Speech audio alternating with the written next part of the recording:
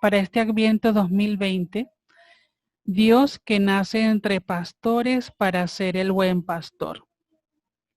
Es una ocurrencia al relacionar el objetivo de la cuarta tinaja del horizonte inspirador con lo que es la experiencia de este tiempo litúrgico, que es el Adviento.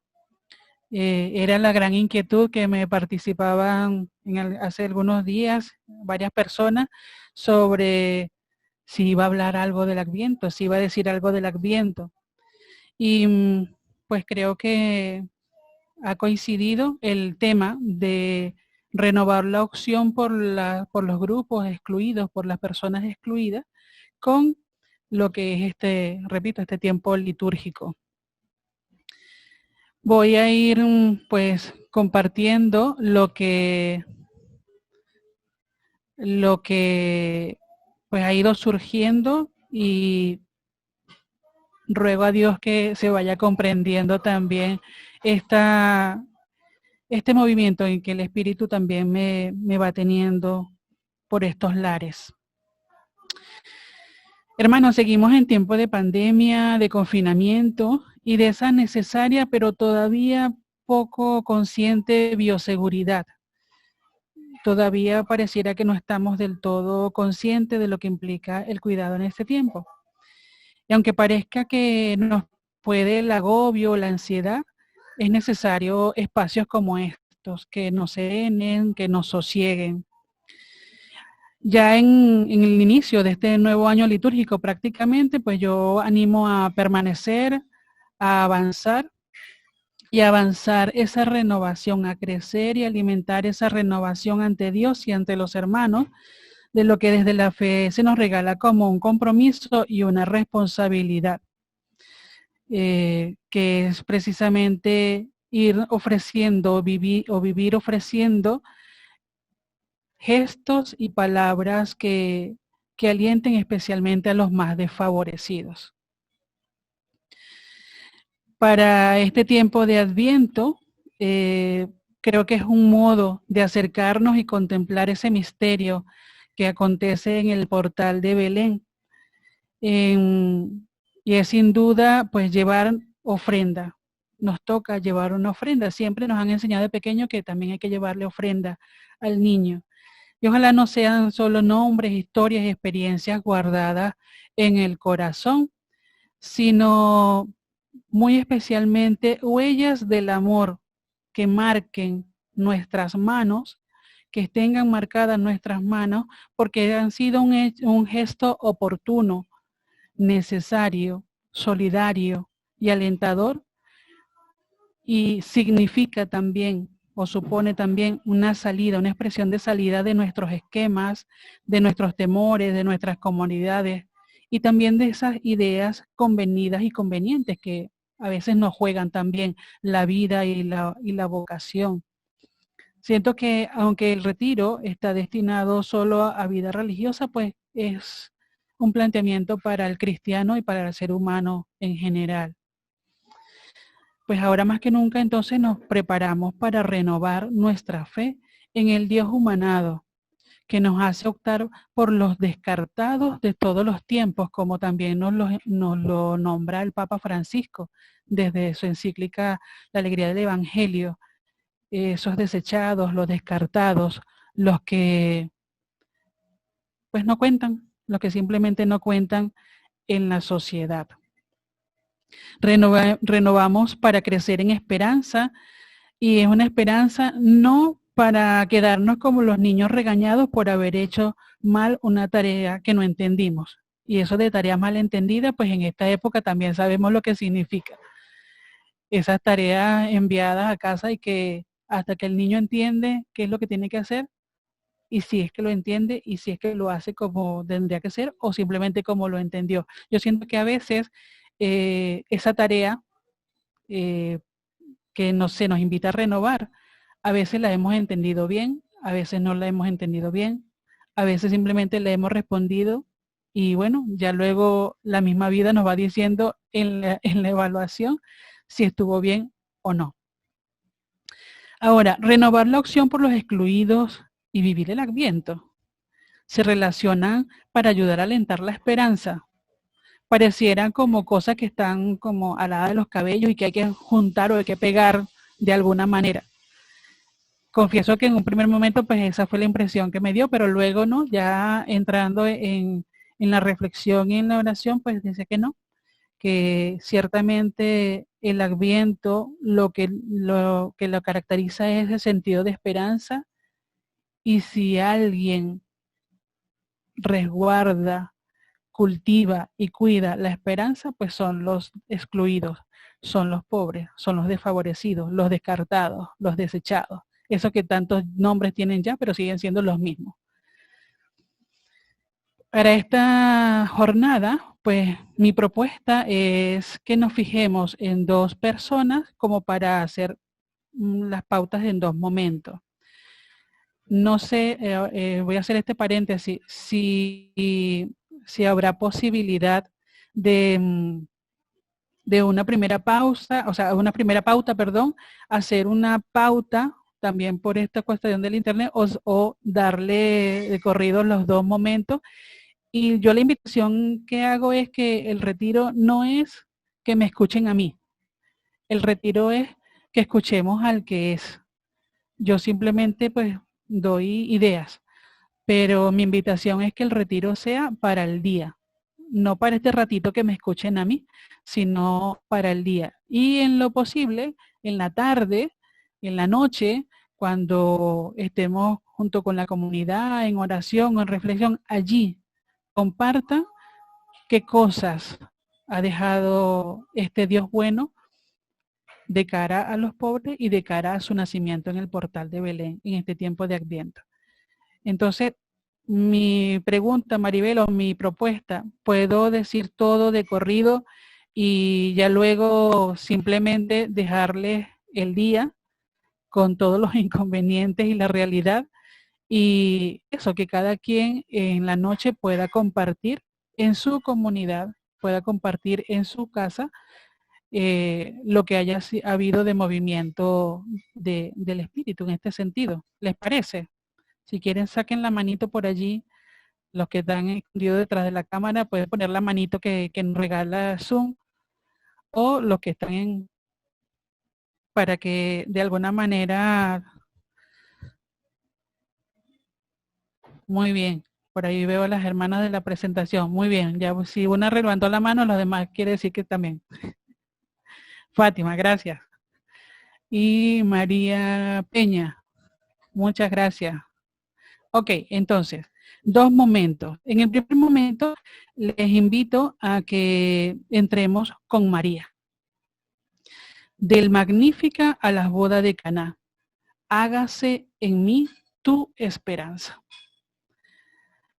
María, en este tiempo de Adviento, pues nos la sabemos recordar, imaginar y nos da un gozo en ese tiempo de espera, embarazada, con el niño Dios en su vientre. Pero esa María también experimentó ese momento posterior a la Anunciación junto a su prima Isabel, con el gran cántico que disfrutamos también y que agradecemos a ese Dios de generaciones, de cada generación. Y desde lo que es la propuesta de la CAR, también es la María que participa y actúa en las bodas de Caná. Definitivamente, María es la mujer de la esperanza. Acepta la propuesta divina en palabras del ángel y se anota en la aventura que para algunos es locura, no solo aventura, sino también locura, de dejar que Dios se acerque a la humanidad y pasar como uno de tantos.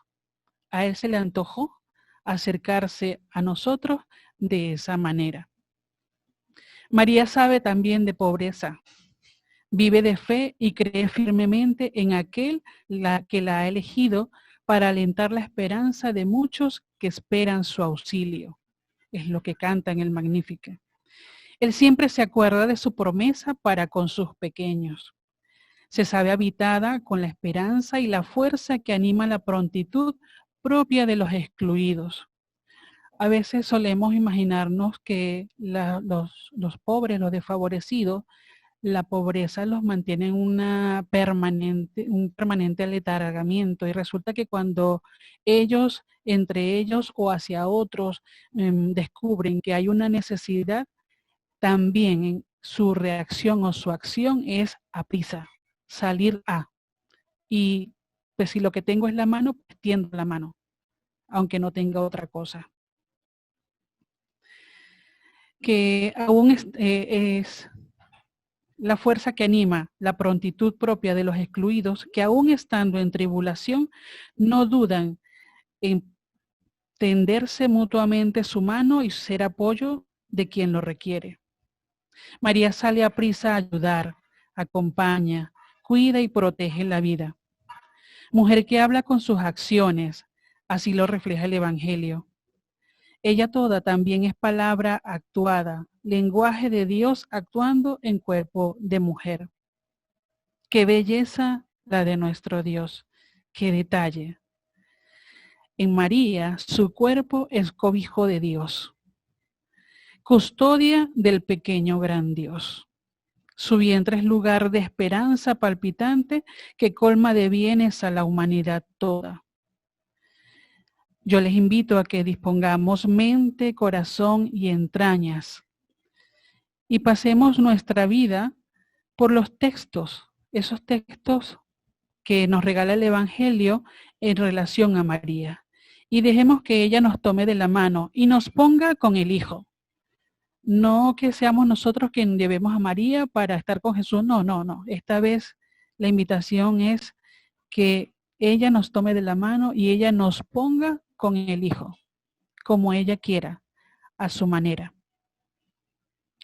Y allí tienen el texto de Lucas 1, 46, 45, es el cántico. Dejemos que María nos ponga allí, en ese momento de su vida, cuando canta las maravillas del Señor, cuando agradece la memoria de Dios. En Dios no hay olvido. Ella agradece que Dios se acuerda de la misericordia, se acuerda de sus promesas, se acuerda de sus hijos. Y porque se acuerda de sus hijos, María va a ser también garante de esa memoria en las bodas de Caná. Se da cuenta de la carencia, no tienen vino. Y como no tienen vino, nos pone con el Hijo. Hagan lo que Él les diga. Eso es lo que la invitación que nos hace María. Ella siempre nos pondrá con Jesús. Ella siempre nos llevará a Jesús. Tomo seguidamente del Horizonte Inspirador lo que nos regalan los asesores de la CLAR en relación a este pasaje de las bodas de Caná, cuando dice, la madre está presente en la boda. El detalle de la carencia hace pensar que no hay, en el contexto vital del texto, que no hay la abundancia de bienes. En toda boda no existe despensa, en esta boda, no existe despensa con reserva, como era común en eventos de las personas pudientes. Es un espacio de gente pobre. La presencia de la madre en la comunidad empobrecida se fundamenta en el Magnificat, que canta la misericordia de Dios y colma de bienes a los pobres. Todo esto, ya sabemos y lo agradecemos, María lo guardaba en su corazón. Y si volvemos sobre cada una de las palabras que ya he expresado sobre María, parece que María tenía acciones algo así como las del pastor. Es mi impresión, es mi intuición. Entonces, en el primer momento, contemplamos y nos dejamos acompañar con María y nos dejamos, ¿verdad? Y nos dejamos llevar por ella. Sí. Esa cosa del internet me tiene asustada. No, está bien, todo perfecto, querida hermana. Oh, madre, gracias. Entonces, el primer momento es la figura de María. Es la figura que se nos regala Y su experiencia para este tiempo, repito, es siempre para este tiempo y para todos los tiempos. Es dejarnos tomar de su mano y que nos ponga con el Hijo. Si en ella, al menos yo detecto actitudes o acciones como la del pastor, según lo que nos regala la Escritura, porque yo no conozco un pastor de los que habla el Evangelio, conozco de otro, ¿no? Pero es reconocer en María también esas acciones y esa actitud. Parecía que estaba como, no sé, como muy metido en el pueblo judío, eso propio del pastor. Y por supuesto la segunda persona es Jesús. Con Jesús, nacer entre pastores para ser el buen pastor. Nacer entre pastores porque, paréntesis, cuando estamos en tiempo de Adviento y para celebrar, para recordar, para agradecer la Navidad, cada uno de los personajes en ese momento pues está claramente identificado y con su función. Y a veces por meditación, por reflexión, podemos, según sus acciones, podemos identificarnos con alguno de ellos. Pero creo en este momento, y debe ser por la reflexión que llevo, que son los pastores los que nos dan cabida a toda la humanidad.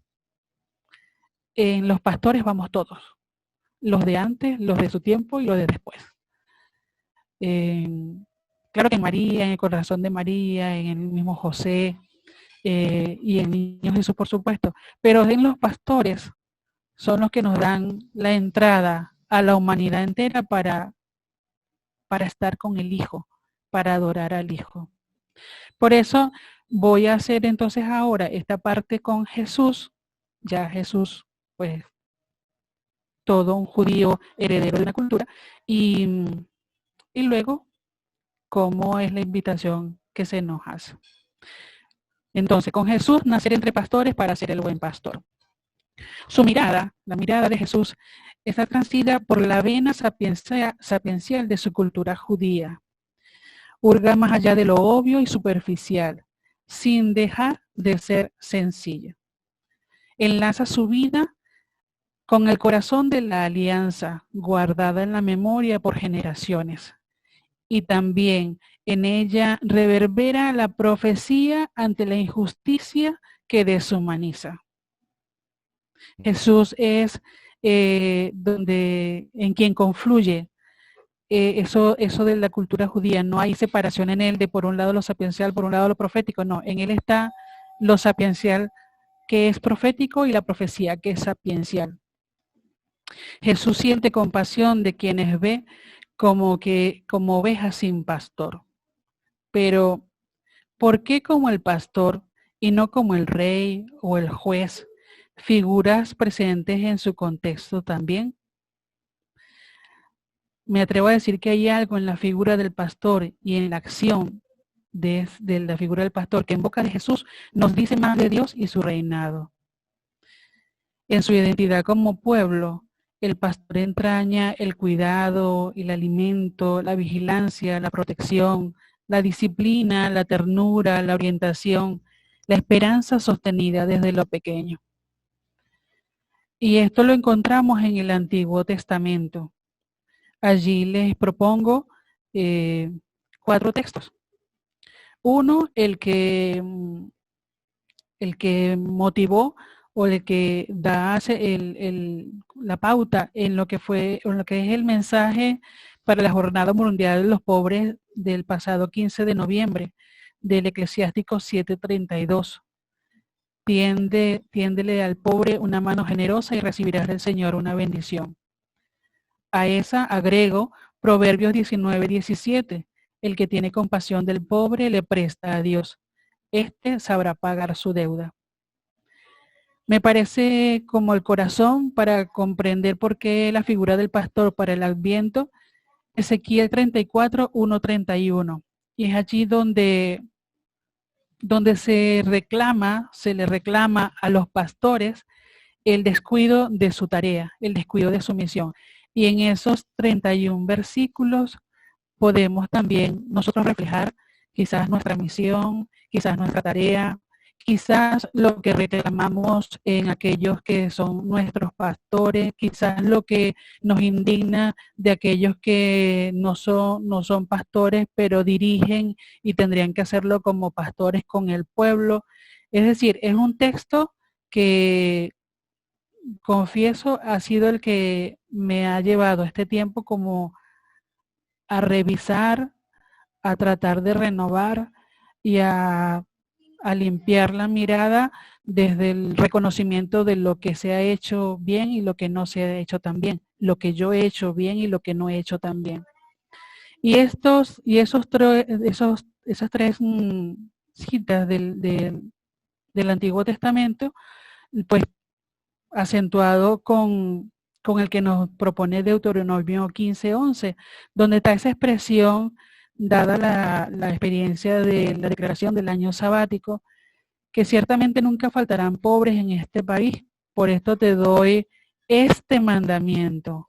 O sea, lo que se nos da es el mandamiento, no que nos aferremos y nos resignemos a que siempre van pobres. El mandamiento es, debes abrir tu mano a tu hermano, a aquel de los tuyos que es indigente y pobre en tu tierra. Son los textos, repito, que me ayudan o me han ayudado a mirar en Jesús, porque Él también se autodefine como buen pastor. El autor sagrado afirma lo que supone tender la mano al pobre y con generosidad, no tenderlo como porque hay que hacerlo o por no dejar, sino con generosidad. Va tu corazón allí en ese tender la mano. Ya eso es procurar la justicia como acción e implicación afectiva y efectiva. Ambos textos sapienciales, eclesiásticos y proverbios estrechan la relación de Dios con el pobre.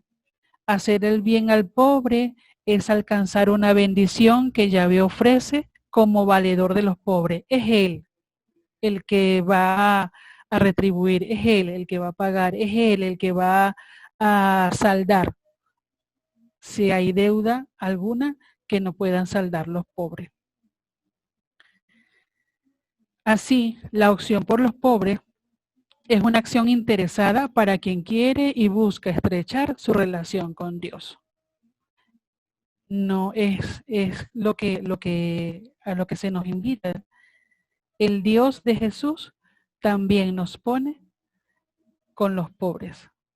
¿Por qué le preocupa que entre sus hijos hayan excluido? Le duele que entre sus hijos hayan desechados. Le duele que entre sus hijos existan descartados.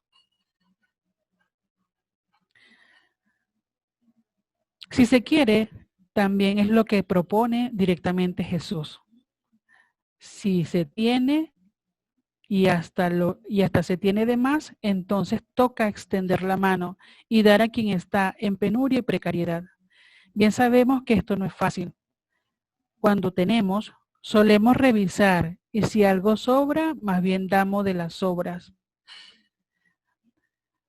Damos espacio a preguntas como, ¿somos de los que seleccionan a quién dar lo que somos y tenemos? ¿O simplemente damos como una moción del espíritu? Salimos de nosotros, tendemos la mano y ayudamos. Y se me ocurre también esta pregunta, ¿qué damos pensadamente? Esa palabra puede ser una aberración gramatical castellana, perdón por las especialistas en el tema. ¿Qué damos pensadamente y qué damos emocionalmente? Y existe alguna experiencia en la que ha coincidido ambos modos, o sea, que sea algo movido por el espíritu y también pensado, ese tender la mano, esa acción de ayudar. Jesús esto lo va a tener muy presente y para ello pues propongo 3 textos del Evangelio, uno en Marcos y 2 en Lucas. En Marcos, el encuentro con Bartimeo. En Marcos nos lo pone ciego y mendigo y a la orilla del camino. Se encontraba a la orilla del camino.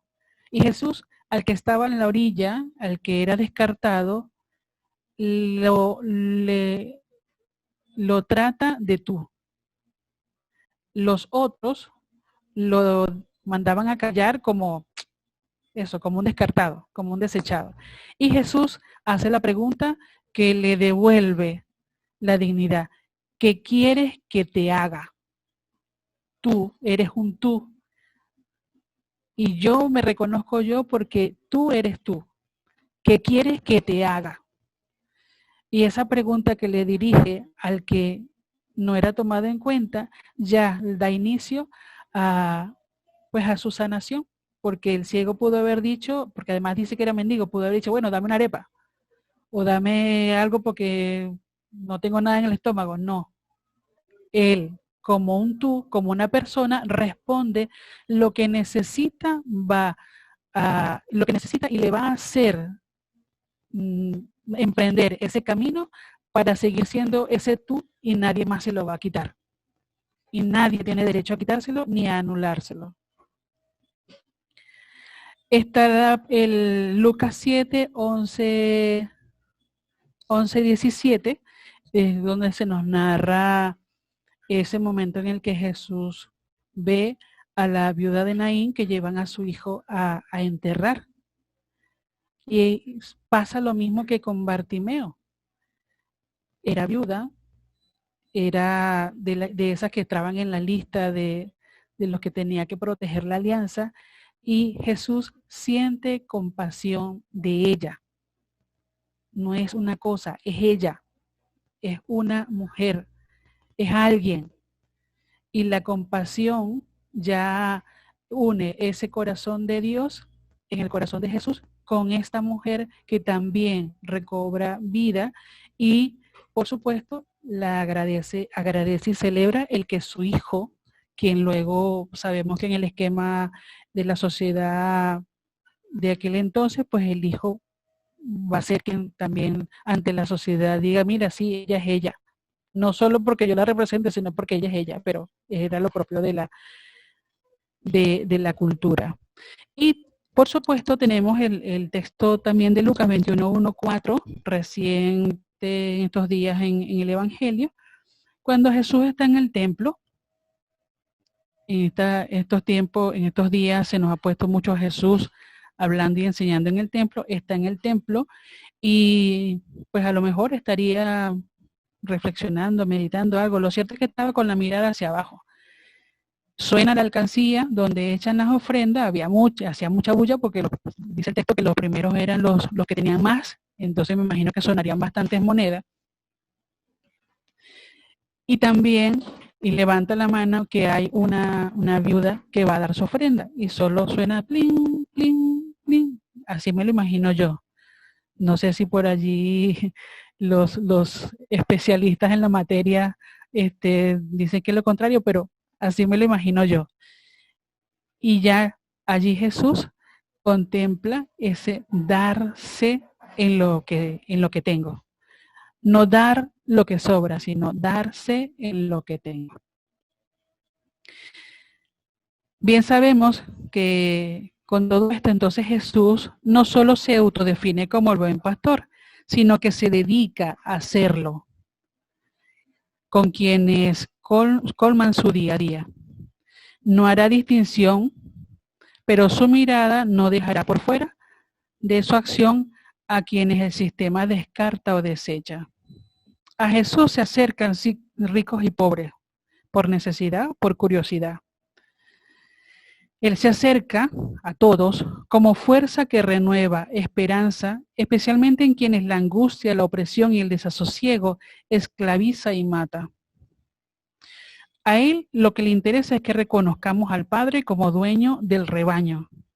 Y él es el buen pastor, el que va a guiar para llevarnos al Padre. Jesús no suprime, por tanto, lo que está en la ley y los profetas. Más bien se dedica a recuperar lo mejor que entrañan para su pueblo, para ser pueblo de Yahvé y vivir según su mandato. Él se ocupa de encarnar sapiencial y proféticamente la propuesta liberadora del reino de Dios. Él deja y hace que Dios muestre su reinado, que es justicia y paz. La opción por los excluidos necesariamente sabe a justicia y paz. Él, en su diario caminar, mira profunda y detenidamente. Difícilmente se le escapa algún detalle relevante del acontecer, del entorno donde esté. Es consciente de la realidad que vive y la estructura en la que el orden establecido excluye a quienes no les conviene. Su mirada reconoce el injusto envoltorio social, cultural, económico, político y religioso de las personas con quienes suele andar. Paradójicamente, ese envoltorio son los desprovistos y desnudos de dignidad y valoración. Este buen pastor nace también pobre entre pastores. ¿Y qué es lo único que dicen los pastores cuando los ángeles les anuncian que ha nacido el niño? Vayamos a ver eso que ha sucedido. Vayamos a ver eso que nos anuncian. Es lo que dicen los pastores. Entonces, la manera, el modo de hacer esa confluencia entre la propuesta de María y la acción de Jesús es que miremos a los pastores y que en este tiempo de Adviento dejemos que sea el modo del pastor, el modo sencillo de acompañar, de estar, de sanar, a tanto de buscar, de mirar a los excluidos y buscarlos. Que sea esa visión y esa misión del pastor la que nos haga hacer camino juntos hasta el portal de Belén. Y yo allí considero que es un punto para renovar nuestra opción por las personas y grupos excluidos. Porque esta opción por los pobres, por los excluidos, por los vulnerables, no se hace una sola vez en la vida. Es una opción que abarca toda la vida, pero no se hace una sola vez en la vida. Y por eso me parece muy acertado que el verbo que acompaña a la cuarta tinaja es renovar. Y cuando la CLAR pone ese verbo, pues ya, no es porque sea desde otro mundo, sino precisamente es lo que necesitamos, renovar. Renovar.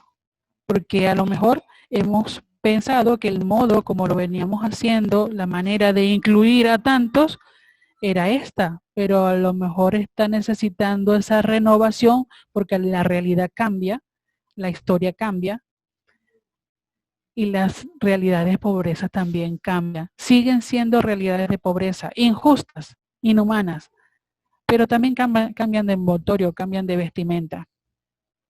Entonces, optar por los pobres sabemos que es una dimensión constitutiva del proceso de humanización. Para nosotros humanizarnos, para ser más humanos como Jesús, necesariamente nuestra mirada tiene que dar con esos que son desechados y descartados. Y no solo la mirada, sino que la mirada empuje los pasos y estire el brazo, extendamos la mano, abramos el corazón, abramos las estructuras, abramos nuestra mentalidad. En fin, es el encuentro con quienes nos pueden dar más de sí y más de Dios. Entonces, es fundamental en el proceso de humanización y también en nuestra fe declarada cristológica, que profesamos y que está en el sentido, en lo que es la experiencia cristiana, en lo que es la fe cristiana, pues está allí en el corazón, está en las entrañas el optar por los excluidos. En las cosas de Dios, el centro no es la opción, ni quien la hace, sino por quien se opta. En las cosas de Dios, el centro es el necesitado. es ese que requiere de un hermano, de una hermana, de un gesto fraterno. Se nos está llamando mucho en este tiempo a recuperar la fraternidad también. Sin pretender ser los salvadores de la humanidad, la llamada es a no dejar de ofrecer a Dios que salva y nos necesita como sus aliados.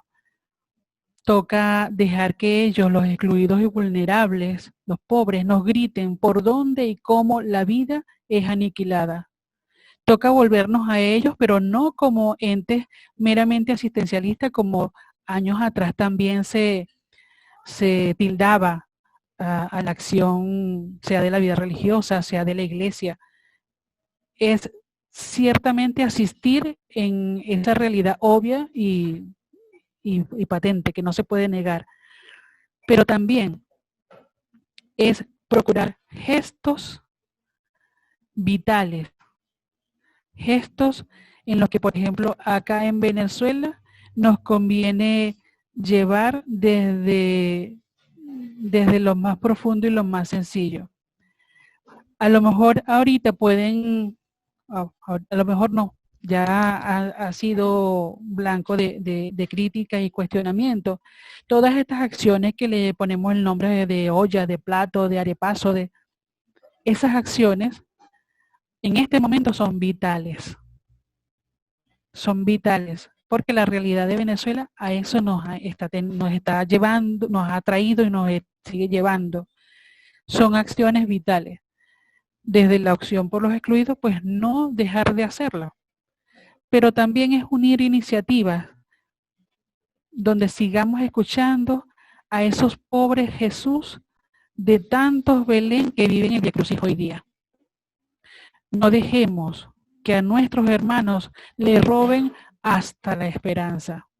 Nosotros no dejemos que nos roben la esperanza, porque nos toca resguardar y alentar la esperanza, la vida y la esperanza de esos hermanos que son desechados en nuestra sociedad.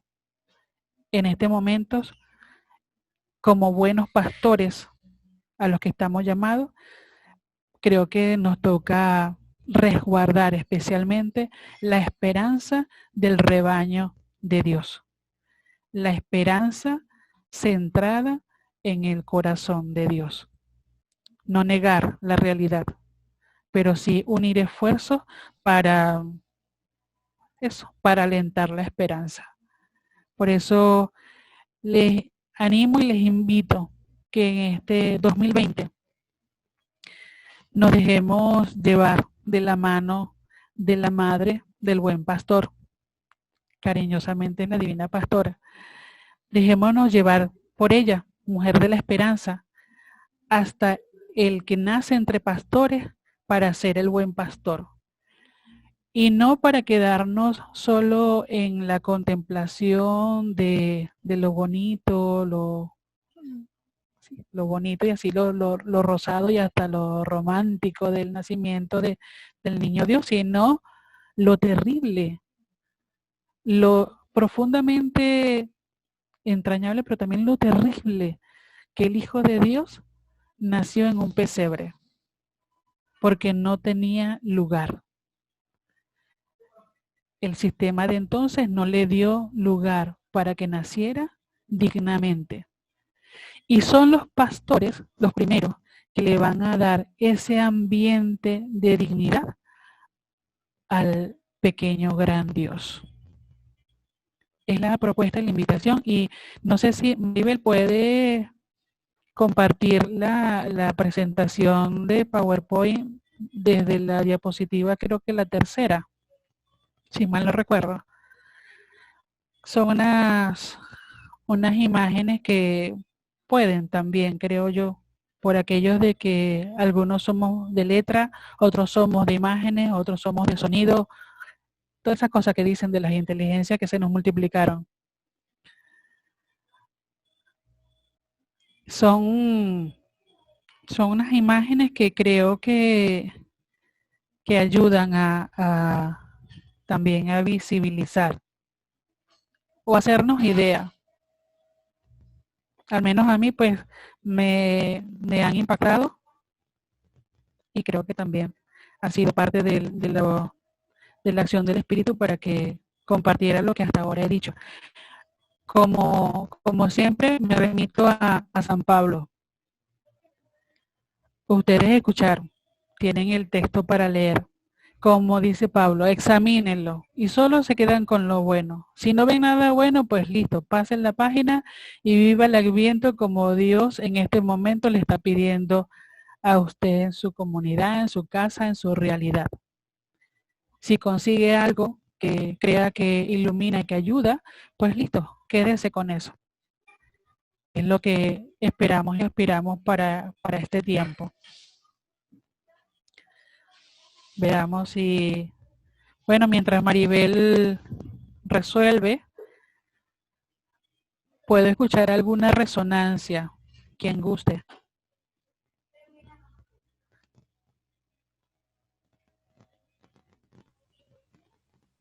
A mí me ha resonado bastante. Hola, Lilian.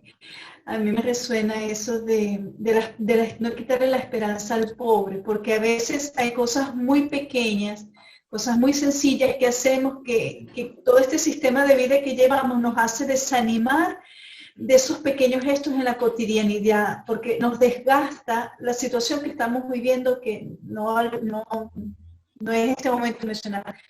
Entonces cuando tú dijiste, no le robemos la esperanza al pobre, a lo mejor él tiene la esperanza de un gesto concreto de nosotros, que aunque nos parezca pequeño, para esa persona en ese momento es importante. Entonces esa frase, no quitarle la esperanza al pobre. Gracias, Iriana. Sí, Fátima, y eso me recuerda el texto también del encuentro de Jesús con la sirofenicia. Ella le hace una petición a Jesús, quiere la sanación de su hija. Y cuando Jesús, pues como buen judío plantado, le dice, no, mira, esto es para los judíos, para el pueblo elegido, y ella le muestra el ejemplo, bueno, pero es que en la casa donde están los hijos, caen las migajas y las migajas se alimentan los perritos. Esa imagen a veces puede resultar chocante, pero yo me quedo con lo que es migaja. El que no tiene nada, si recibe tu migaja, en esa migaja Dios se da completo. Y en tu esquema va la migaja, pero en la experiencia de ese pobre va Dios completo. Para Dios no hay migajas y para el pobre pues tampoco. Nos toca pastorear y como pastores resguardar la esperanza.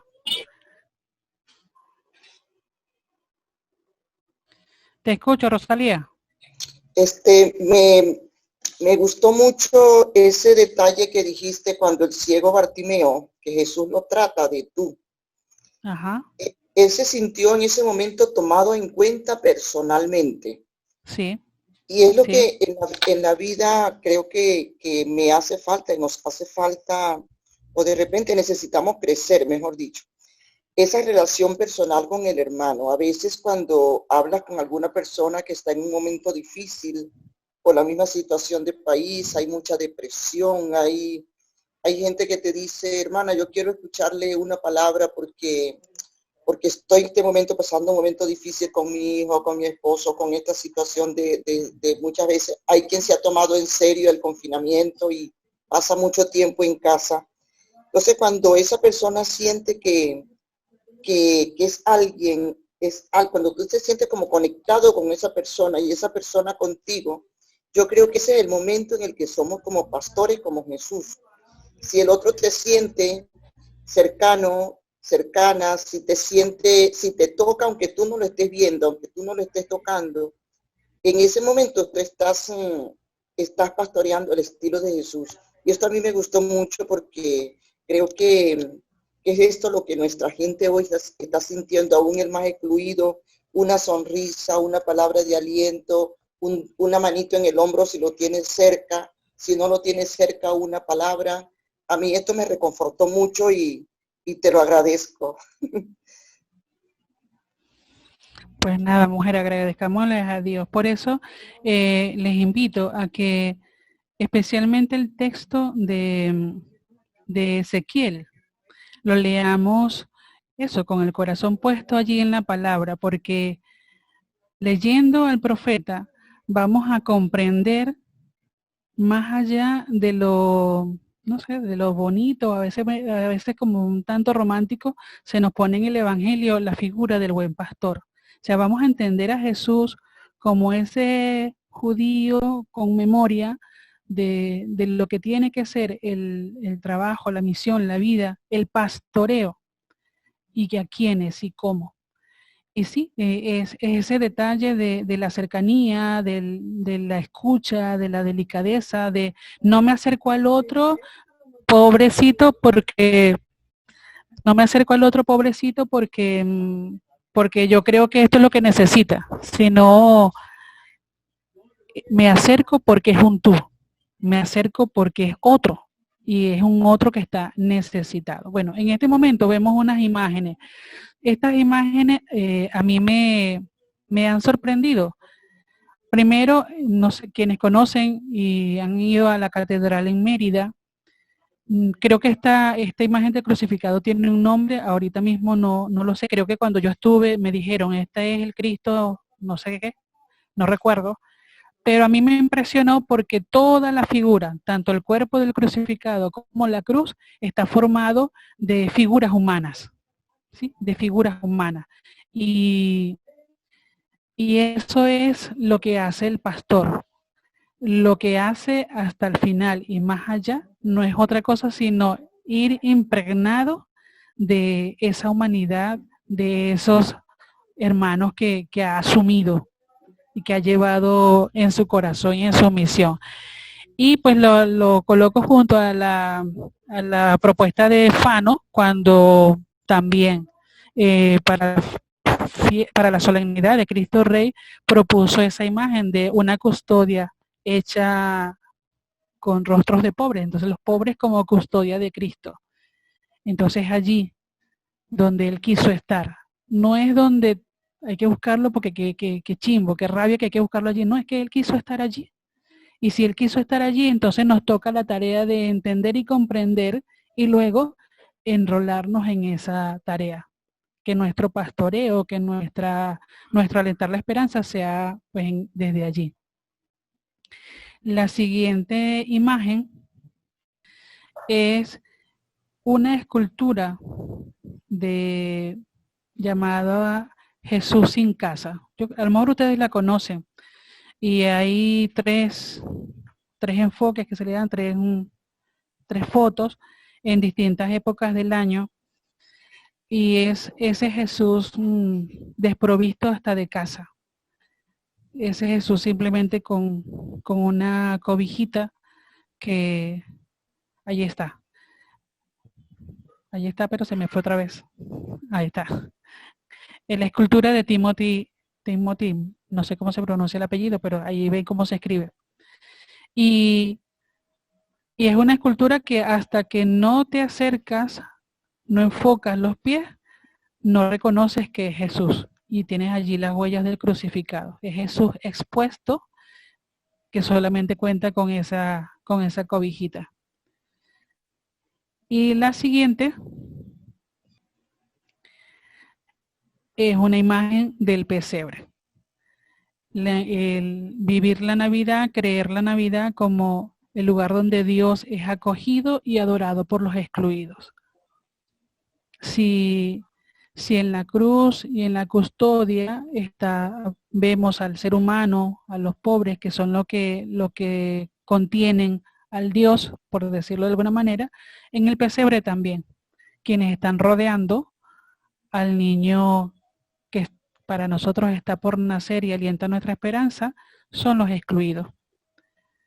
María, José, los pastores, que simplemente escucharon en su corazón el regalo que Dios tenía para la humanidad y estuvieron allí en esa Nochebuena. Con todo eso, pues me gustaría cerrar con lo que está en la primera diapositiva, porque eso de hablar del pobre a veces da piquiña. Pero este es un escrito que encontré en uno de los textos de la colección Frontera Egian, que es ser pobre. Ser pobre es algo más que no tener dinero. Ser pobre es algo más que ser humilde. Ser pobre es algo más que pasar hambre. Ser pobre es algo más que estar solo. Ser pobre es algo más que dormir bajo las estrellas. Esa primera parte mira al pobre solo desde las carencias. Porque ser pobre es ofrecer una sonrisa, es compartir lo que uno tiene. Porque ser pobre es defender al más débil. Porque ser pobre es un estilo de vida. Porque ser pobre parece mentira, pero es ser feliz. Y esa segunda parte de los porque, pues ya, si se quiere, hemos pasado por Jesús la realidad de un hermano que ha sido descartado. Entonces miremos a nuestros hermanos, como el tú, como ese otro, y no como con el diminutivo, el pobrecito. Ese pobrecito es ya yo soy más que. No, ese hermano está en igual a mí, está en igual condición, está en circunstancias que le desfavorecen, pero humanamente tiene mi misma condición. Pues para que esta experiencia, este retiro les anime, les ayude a renovar también la opción hecha ante Dios y ante los hermanos, ofrezcamos esa oración en la que Jesús nos hermana y nos propone la humanización. Padre nuestro que estás en el cielo, santificado sea tu nombre. Venga a nosotros tu reino. Hágase tu voluntad en la tierra como en el cielo. Danos hoy nuestro pan de cada día. Perdona nuestras ofensas, como también nosotros perdonamos a los que nos ofenden. No nos dejes caer en tentación y líbranos del mal. Y que María, la mujer de la esperanza, aliente nuestra esperanza, nos lleve de la mano hasta su Hijo, nos ponga con Él y que sea ella quien nos indique cómo pastorear en este tiempo, cómo pastorear aún estando en casa, cómo pastorear a nuestros hermanos necesitados. No pastoreo desde el ángulo de la autoridad de dirigir, ¿no? Sino desde lo que implica acompañar, cuidar, proteger. Que nosotros, como consagrados, nos dediquemos también a cuidar la esperanza de los excluidos. Alentar, alimentar la esperanza de los excluidos. Así sea con detallitos, como decía Rosalía. No con cosas portentosas, sino con lo mínimo, con lo pequeño, con lo sencillo. Esa es la invitación que les hago, que me hago y que luego podamos decir juntos como pastores frente al portal de Belén, feliz Navidad, porque el Dios que nació entre pastores ahora es nuestro buen pastor. Muchas gracias, hermano, y disculpen lo malo. Bueno, que repito la propuesta que indiqué, pues que lo que han recibido desde Conver, me imagino que ya les hicieron llegar o les harán llegar por correo, son 2 hojas sencillas de la propuesta para este tiempo o para estos días y sobre todo a sostenernos en ánimo y en esperanza, a no dejarnos de caer.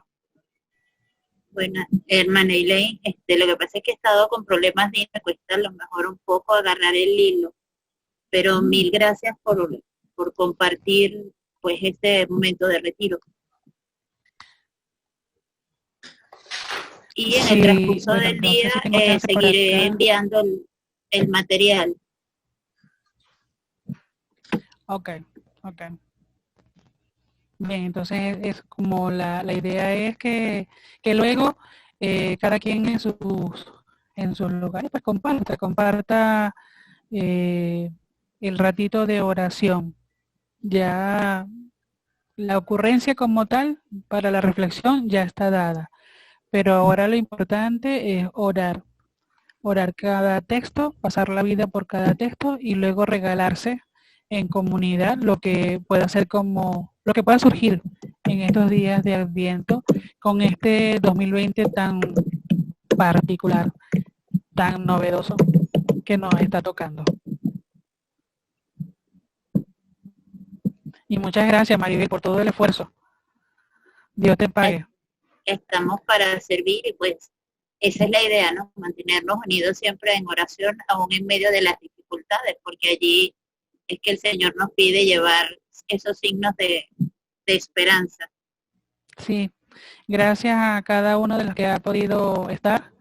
De verdad, Dios les pague. Y disfruten entonces su espacio de oración, de retiro.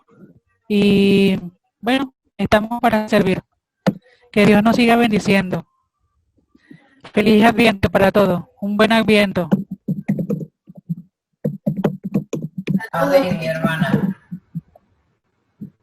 Hermana Grillito. Nos vemos en el portal de Belén.